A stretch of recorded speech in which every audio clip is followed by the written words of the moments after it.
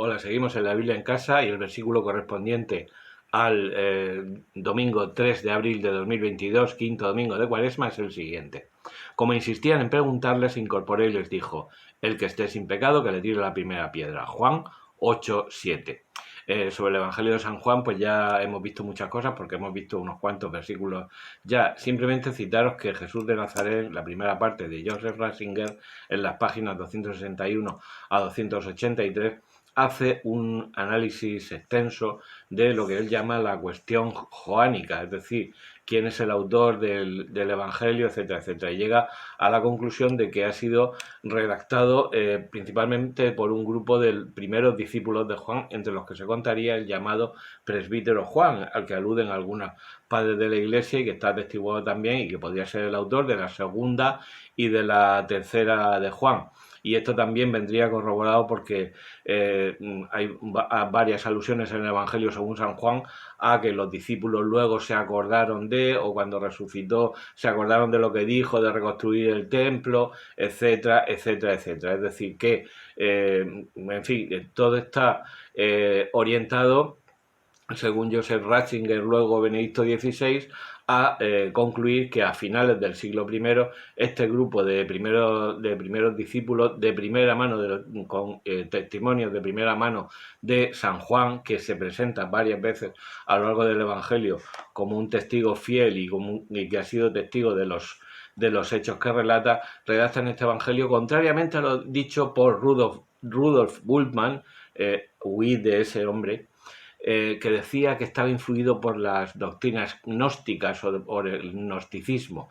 Bueno, no es verdad. Lo que está influido el Evangelio según San Juan es por el Antiguo Testamento. Incluso todas las vicisitudes de la vida de Jesús que se nos relatan, por ejemplo, esta de la periculpa de la adúltera, se encuadran en fiestas judías, la fiesta de los ácimos o de las Pascuas, en la fiesta de la dedicación, y esta en concreto, la pericopa de la adúltera, ocurre después de la fiesta de los tabernáculos o de la fiesta de las chozas o de la fiesta de las tiendas, donde los israelitas conmemoraban su paso por el desierto.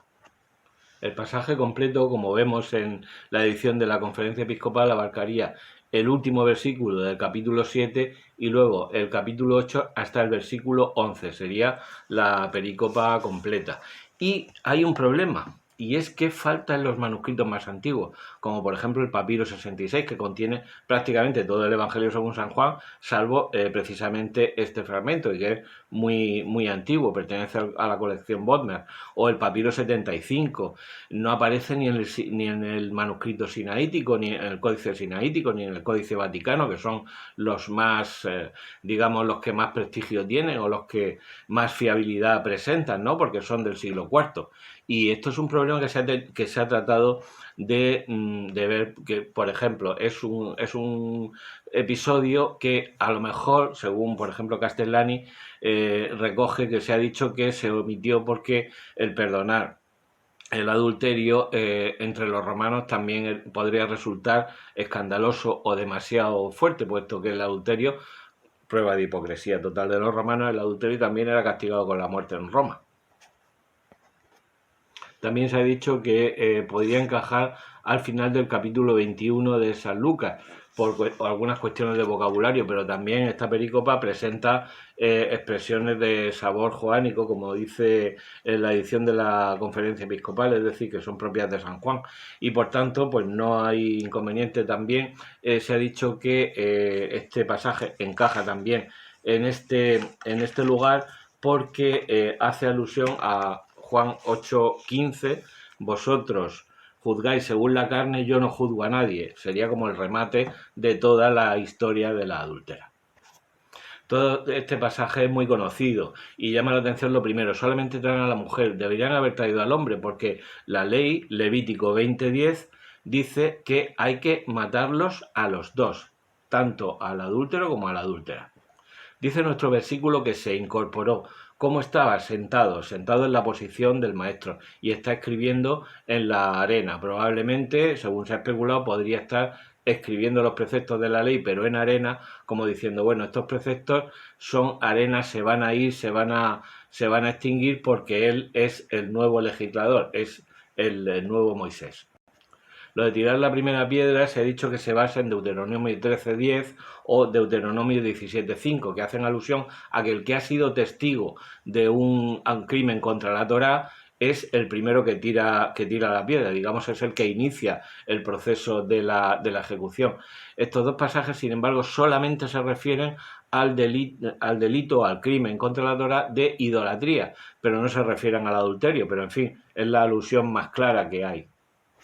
Otra explicación de por qué no traen al cómplice, al adúltero, al hombre también autor del adulterio, es porque la adúltera representa a Israel. Y entonces Jesús es el Dios que siempre perdona a su pueblo cuando su pueblo se para adelante y está esperando ese perdón. La adúltera primero es salvada y luego es perdonada. Es la salvación de Cristo. Él se anticipa siempre, primero somos salvados y nosotros, mediante ese reconocimiento de la culpa y esa petición de perdón, tenemos que aceptar esa salvación que Cristo ya ha ganado para nosotros. El único que podría tirar la primera piedra es Jesús, porque él sí que está sin pecado, pero ya vemos cómo le dice a la adúltera aquella frase de yo tampoco te condeno. Así que ya sabes, vete y no peques más.